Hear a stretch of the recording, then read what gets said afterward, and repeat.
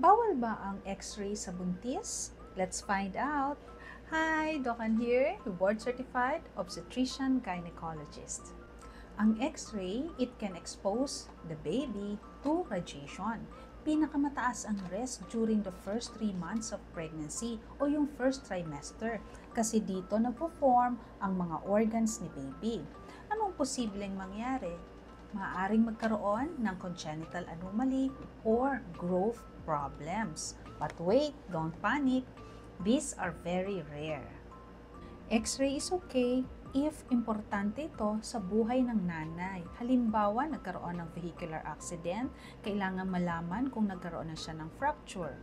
Meron ba tayong gustong i-rule out na chest infection or other emergency cases? Hindi ito para sa routine check-up lang. Good news, most single exposure to X-ray, they have low radiation, lalo na kung lagpas ka na sa first trimester.